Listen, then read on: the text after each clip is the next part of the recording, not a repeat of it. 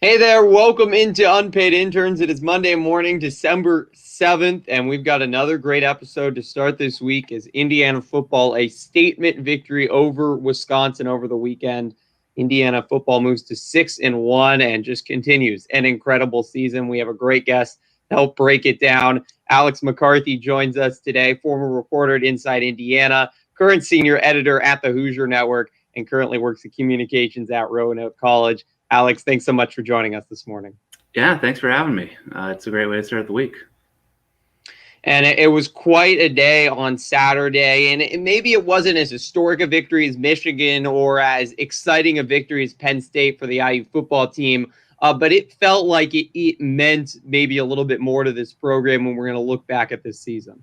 Yeah, I think from a variety of viewpoints. I was a freshman at IU when they lost 83-20 against Wisconsin, and that was that was the most kind of egregious example of it. But Wisconsin just stopped Indiana for the first half of this past decade. It was just like you said, the beating Michigan, beating Penn State, beating those kind of big brand names means a lot, but to be able to go from just getting destroyed every year by Wisconsin earlier on in the decade to going to Madison, and obviously it's a little different without the fans there jumping around, but to going on the road and beating Wisconsin, with a backup quarterback and, not having it be a fluke at all. I mean, Indiana probably should have won by more, but it was a legitimate, victory where Indiana was the better team. And that's one of the things that's really stood out to me this year is that, none of these wins from Indiana. The Penn State win was a little kooky, a little crazy, but they earned it. And there wasn't anything weird about it or, illegitimate or anything. Indiana is beating teams pretty handily. And that was one of the examples. Saturday is, you heard Tom Allen say it a lot about we're a team. We're more than just this quarterback who's getting all this national hype. Even with, the backup quarterback, they were able to really kind of own Wisconsin in a lot of the aspects of the game. So, yeah, it was really impressive to see, and just a kind of continuing that string of Indiana putting together really complete, impressive performances, because we've seen a lot of really good individual groups of Indiana players over the years, whether it's a really great offensive line for a few years, whether it's a really good linebacking core, whether it's a couple good running backs, but to see Indiana really put it together on both sides of the ball and to really kind of own a legitimate Big Ten team on the road is still something that that I'm having a hard time wrapping my mind around, but it's really impressive to see. One thing that got a lot of national attention was the post-game interview with Holly Rowe with Tom Allen on the ABC telecast, and numerous players from many different position groups and places on the depth chart coming up, hugging him, telling the camera, this is the number one coach in America. It was certainly a surreal moment that you rarely see in college sports. What do you feel like it represented about this program? I think it's kind of exactly the kind of program that Tom Allen envisioned building, of a team that really believes in each other. Like you said, regardless, it's not just the offensive players having a really good time. It's like everyone all together being able to come together and rally around this guy, Tom Allen, who's able to really motivate guys. I remember obviously when he was promoted to head coach, there were a lot, it's very well documented that there were a lot of people who were like, oh my gosh, why didn't Indiana go on like a national search? Why did they hire this guy who was like a high school coach only a few years ago? And I think it's because they saw the immediate impact that he had on his defensive players when he was defensive coordinator, and the way that unit started really playing well on the field, but also just started communicating with each other better and being on the same page. And that was a problem that early on in the 2000s and really for a long time with Indiana, the defense was just really, really struggling. And I remember back when I covered the team in the Wilson years, the defense was just, it seemed like no one was really on the same page. Year after year, it was like there would be a Indiana would be playing well for a couple drives, and then there'd be a 70-yard touchdown or something, just a total communication breakdown. And that kind of slowed down and stopped when Tom Allen became the defensive coordinator at IU. And I think that was, one of the things that was really impressive about him was being able to get everyone on the same page and communicating better. And then when he became head coach, that kind of extended to the whole program. And I think that's kind of what you saw on Saturday was a lot of guys believing in each other and believing in their head coach and seeing him as a part of the team instead of like this guy who barks orders at them.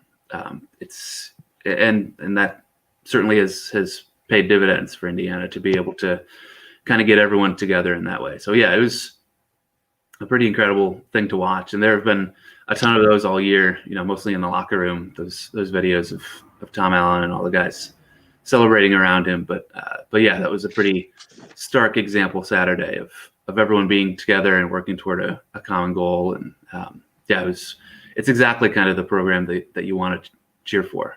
It was really fun to watch. It kind of got me thinking, Michigan, Penn State, teams with a lot more talent on paper than Indiana, more 4 stars, 5 stars, even more 3 stars.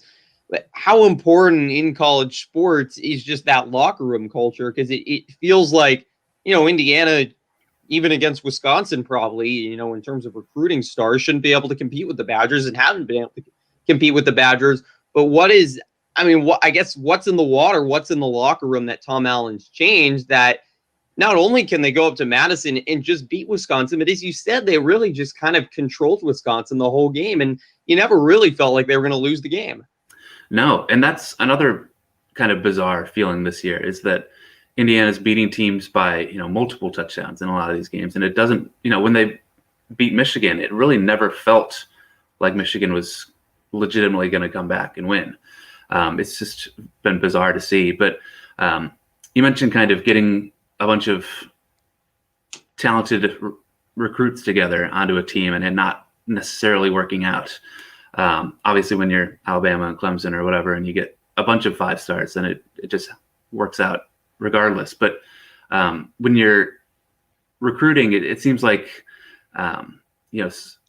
sometimes it doesn't work. And you see this, I think, a little bit more maybe with basketball than you do with football. But when you get a really good looking recruiting class or a couple of recruiting classes on paper, and then you don't play that well, it really kind of speaks to the importance of figuring out that chemistry with the guys while they're in high school. I know that Indiana basketball really likes to recruit, guys who are in state and who play with, Indiana Elite or whichever group, because they have played with each other over the years. And it seems like Tom Allen and his staff just have a good eye of figuring out which guys, when they're in high school, which guys can play together, which guys can fill a role next to each other.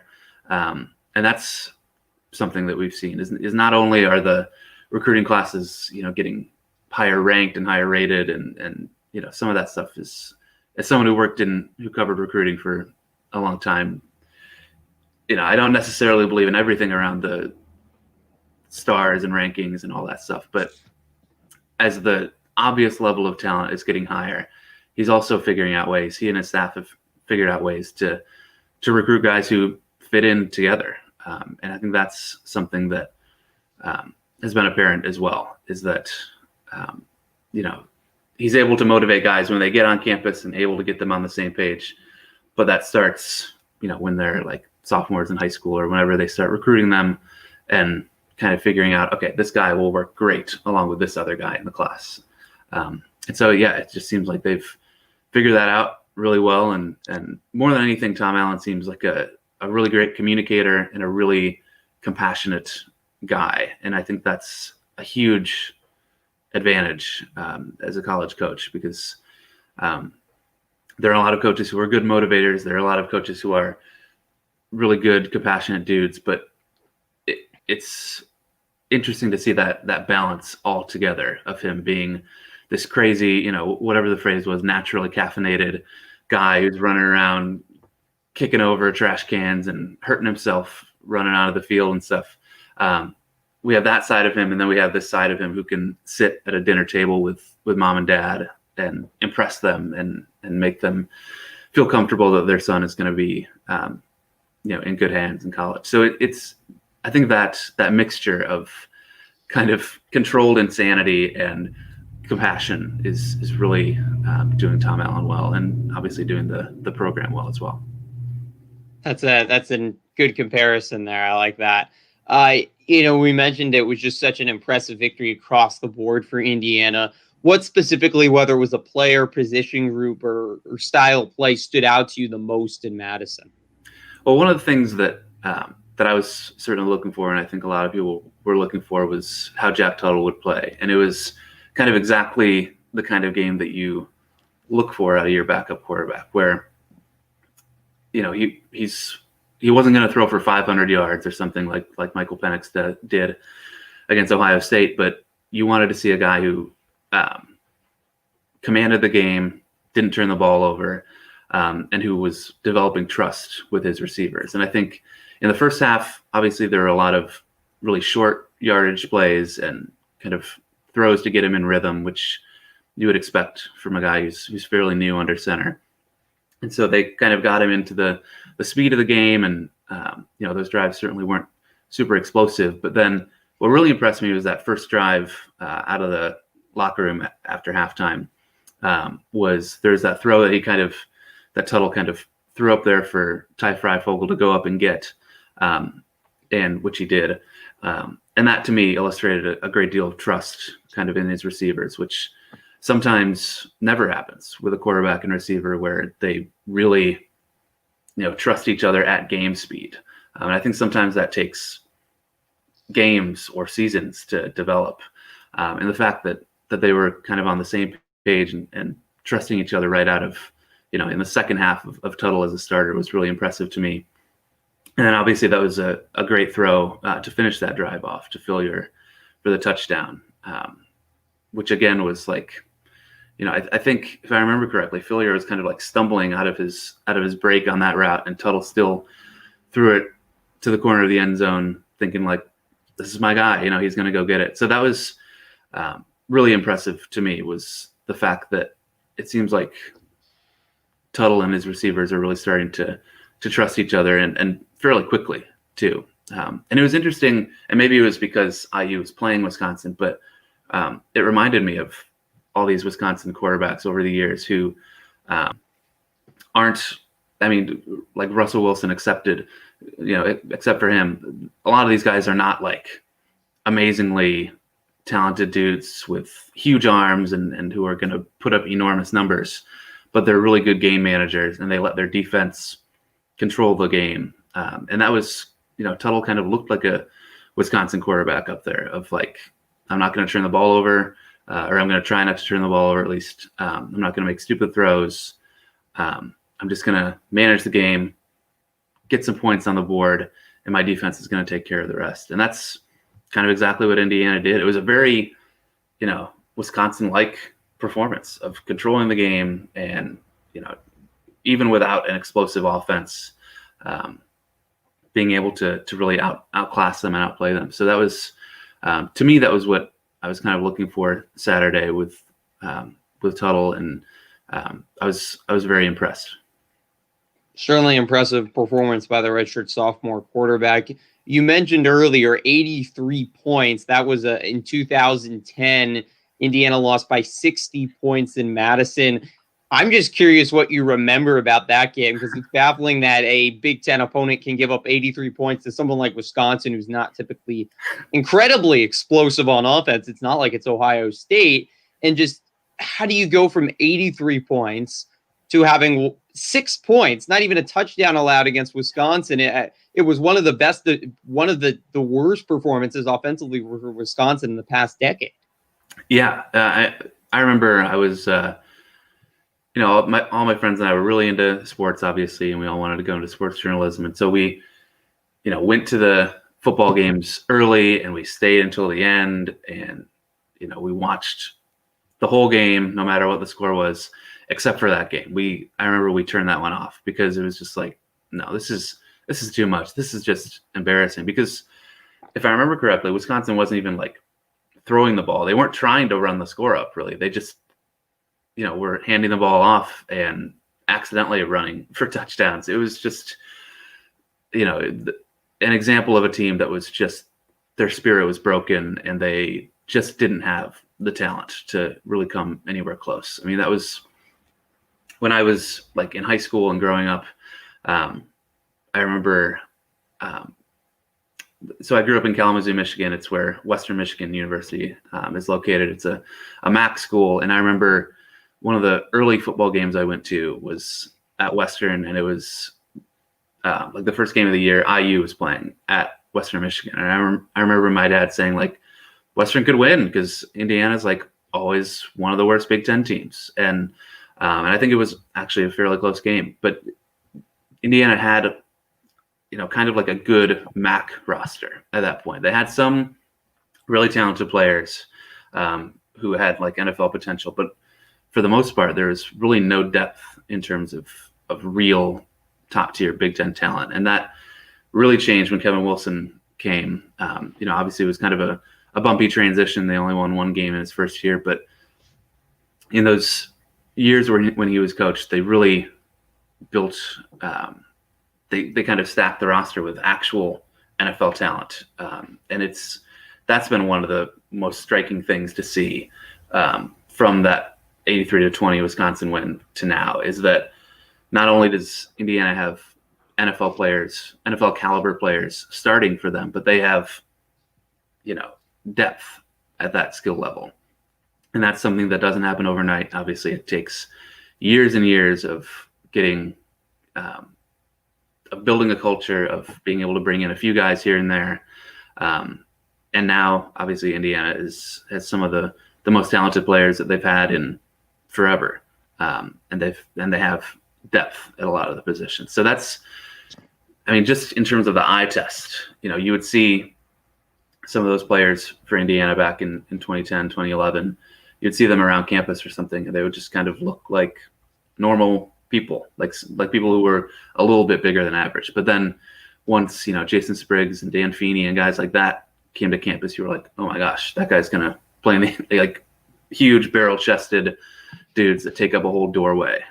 So that's something that has really changed over the years, from Indiana playing like pretty normal looking dudes on the field to fielding real big NFL talent. So that's one of the things that's really stood out in the past decade of IU football. You mentioned Kevin Wilson, and we saw improvement from Indiana football under Kevin Wilson, and you think of other names like Nate Sudfeld and Tevin Coleman at the end of that era, nearly beating Ohio State, nearly beating Michigan. But that was still a team that was not even consistently making bowl games. They won 5 or 6 games the last 3 years. IU's won 6 games with the Big Ten only schedule, and still 3 games left. You were covering that team during the Kevin Wilson era, even with that talent, and maybe IU's definitely more talented now, but not extremely more. What was the issue then in getting over the hump that they couldn't do then and they can do now, really, in the last 2 years under Tom Allen? Yeah, I think it just comes from kind of a complete effort from every position group, because there were just so many times when IU just was right there and had the play right in front of them and couldn't make the play, or they were playing really well and then a total communication breakdown on defense leads to like a 70-yard touchdown. And they kind of, not to say that they folded easily, but there are a lot of moments where they allowed the momentum to really get away from them, where an unfortunate play would really lead to a disaster. And that's another thing that was apparent on Saturday against Wisconsin, was, dropping what could have been a wide open touchdown. 5 years ago, that could have just totally broken the team spirit and they could have, given up the lead and whatever. But Saturday, that happens and you're like, okay, whatever. That's unfortunate, but there's still a quarter left to play. I think that's one of the big things, is just kind of the mental fortitude that we see now of like, while we watching the games are thinking like, oh my gosh, here we go again, it's Indiana. The team doesn't feel that way. It seems like they don't feel that way. And that's something that you hear them say in interviews of like, everyone else thinks that Wisconsin's better and that, they're favored and that they're supposed to win, but that's not how we feel. And that's something that, again, it must be something that happens on the practice field behind closed doors in the meeting rooms to instill that kind of confidence in them, because it just felt like there's this self-fulfilling prophecy in so many years of the Wilson era where they would win a big game and then they would collapse in the next one, or they would have a chance to take control and they would let it slip away.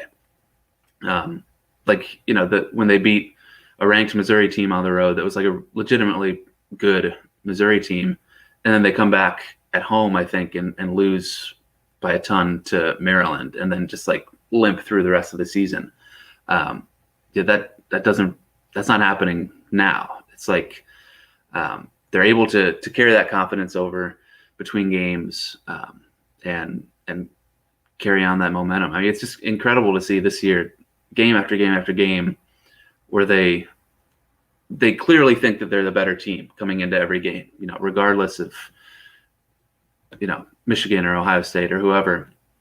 There's just this kind of supreme confidence that they have that wasn't really there in the Wilson era. I mean, I think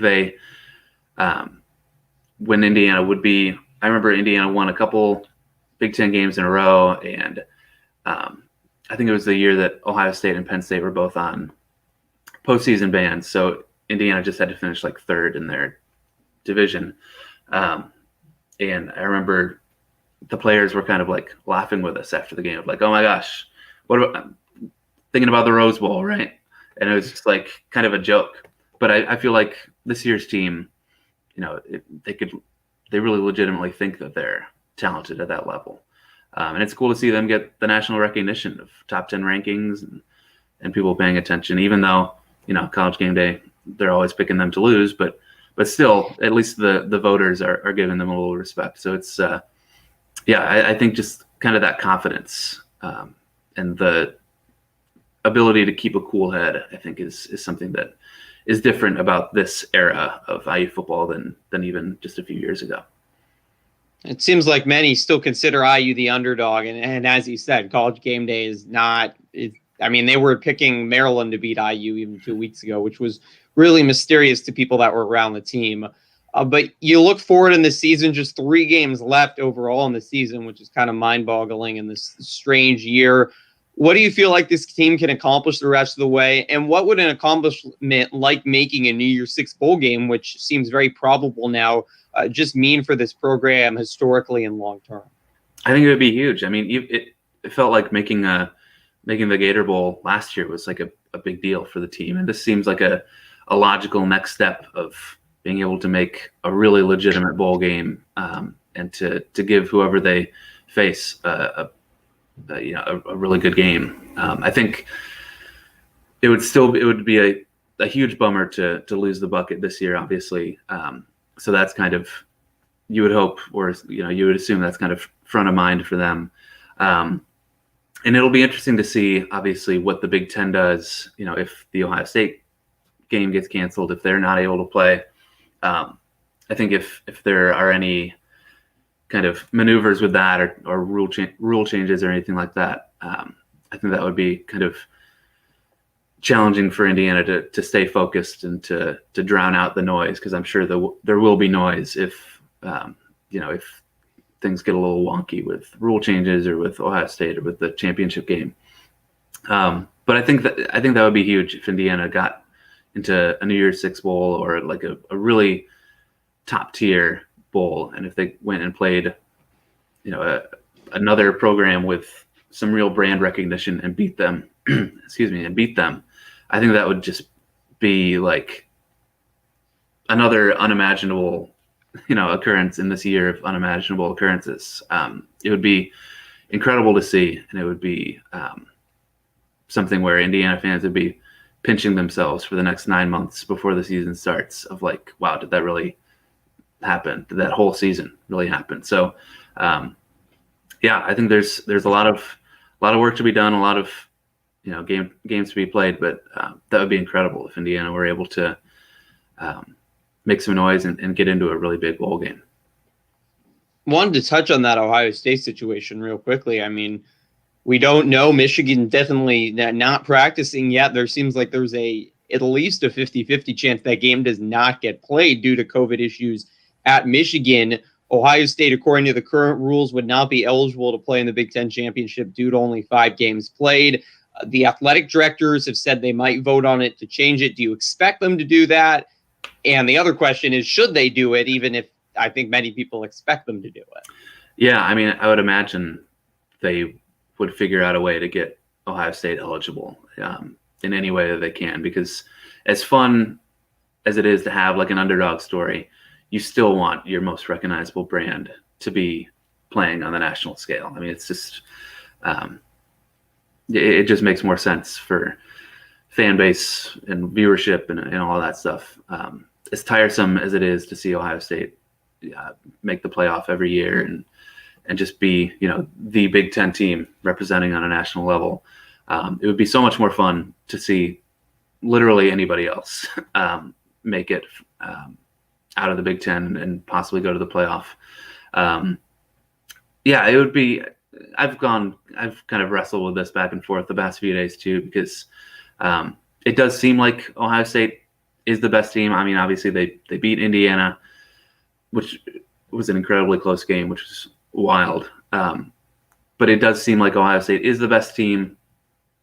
But are they the most deserving? If they, Indiana has a pretty good resume, at least. I mean, it's just such a weird year with the Big Ten, with Penn State and Michigan being so bad.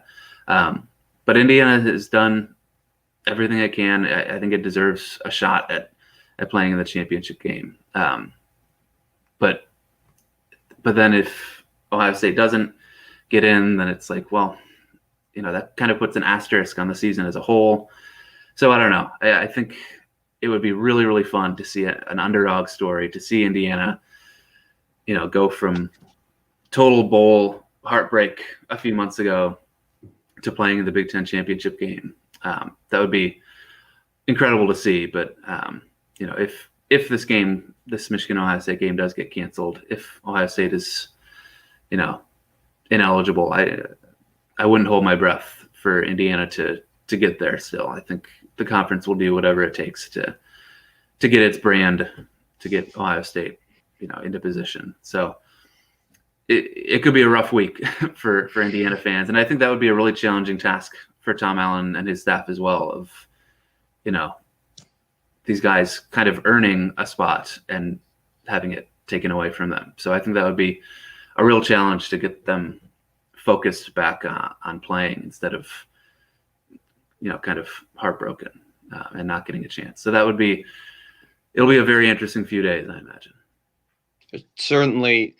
It's going to be a fascinating next month for Indiana football, no matter what happens, and so many changes with the COVID-19 era. And before I let you go, Alex, I wanted to touch on that in a little bit of a different light. But you've been in journalism. You work with a lot of young journalists at the Hoosier Network, and are now working in communications at Roanoke College in Virginia. And was just curious on your perspective of what you see of the future of journalism, and especially sports journalism, in the time of COVID, where there's limited interaction, where there's really no return to normal on site. What does the future look like to you, I guess, in the field? Yeah, it's certainly different even than it was 10 years ago when I started college. Professors will tell you to be super well-rounded as possible, to be able to write, take photos, take video, be on video like this. And I think that is kind of what it takes. Is you have to be super well-rounded. You have to be able to adjust on the fly, because it's just such a moving target. I mean, things change so rapidly in newsrooms. For the newspaper I worked in Alaska, the Juneau Empire, I was there for 2.5 years, and I had 3 different beats. The paper got sold twice. We, moved our offices. It was just a constant exercise in adjusting and learning on the fly, and still being able to put out a product every day. So I think that's unfortunately what it's going to take, is that things change so rapidly. and we see this with ESPN and Sports Illustrated, that even people who have been there for a couple decades are still, their jobs aren't guaranteed all the time, so they have to be able to adjust and get into a new place, a new field, and be able to still succeed. So I think it's just going to take being really flexible, being able to cover a lot of different things in a lot of different ways. I mean, that's one of the things we talk about at the Hoosier Network is being able to write, but also make it kind of a visual experience for readers, of embedding tweets, putting videos in there, linking to podcasts, all of it, because there are so many ways to consume media now where, people are, especially in sports journalism, that's one of the most like amazing things is when I was covering IU, is that there are like a billion outlets covering IU and everyone wants to read all of them. It's insane. They want to read your stuff. They want to watch your videos. They want to listen to your podcasts. They want to follow you on Twitter. They want to do all of it. People are just ravenous for their sports news and are just constantly refreshing Twitter, constantly checking, their preferred websites. And so being able to deliver that content to them is very important, of being able to give it to them in a lot of ways. If someone's driving and they can't read about Indiana basketball, they're going to want to listen to Indiana basketball. So give them a podcast. And I think specifically in sports journalism, it's just, you got to be able to pump out the content. It's got to be good, obviously. But you've got to be able to give people what they want, because they are just constantly hungry for it. So yeah, I guess that's kind of one of the things that we talk about. It's just being well-rounded, being able to pump out content, and being able to adjust on the fly. One last question for you, kind of specifically on the limited interaction we have right now with COVID-19. I mean, it's just, you can't have that one-on-one conversation with an athlete or a coach just because you can't even see them. You're only over Zoom, and the access is just so much more limited, especially because the SIDs or the media PR personnel, can limit that access much easier, just because your only connection is through technology. What are ways to work around that or combat that, or still, maybe pump out a personal article or media content without having that personal connection or storytelling? Right. Yeah, that is a challenge. And being able to maybe approach things from a more analytical bent of, watching replays of the games and breaking stuff down. I think that's something that I've seen some reporters do more of, because they, the in-person connections and the heartwarming features or whatever are a lot harder to do. So a lot of people have started doing a really deep statistical analysis and things like that. And that's great. But, the reason a lot of us fall in love with sports is for the storylines and for the redemption arcs and for, the rags to riches kind of things. And yeah, it's a lot harder to do now. Like you said, it's just such a shame that such a great year for Indiana football is, not very accessible. But I think, to get at your question about, what is the future if there aren't many more of these in-person interactions, it's going to take some exploration. But I guess it would be kind of reaching out to those around the team or around the players, of whether it's family, whether it's high school coaches, people you can call and kind of get some information on them. But I think a lot of it is also, we're getting a little bit more access into, these locker room videos or these celebration videos, or, there was that Instagram Live with Michael Penix was on someone's Instagram Live. I saw that on Twitter, celebrating the game. So it'll if players can give us a little bit more of that access through their social media, maybe that's a way to do it as well, because there are so many ways for them to be out there and them to get their voices out, that, maybe you can incorporate that into stories. But yeah, it's definitely a changing world and a little bit harder to make those connections.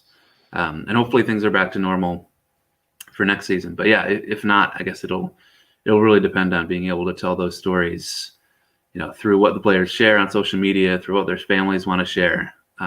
It'll be kind of a lot of that, it seems like. Well, Alex, we really appreciate your time today. Really interesting stuff on Indiana football and on your perspective on journalism and the changing industry as well. Appreciate you coming on today. Yeah, sure thing. Thanks for having me, Griffin. I appreciate it. That will do it for today's episode of Unpaid Interns. We are going to be back on Wednesday at, 3 o'clock. Dave Leno, who's a former IU alum, now does play-by-play for a variety of media outlets, including the Philadelphia Union. He's the radio voice. He will join us 3 p.m. Eastern time on Wednesday. So we hope that you can join us then. But until then, have a great early part of your week. Enjoy this winter weather. We'll talk to you on Wednesday.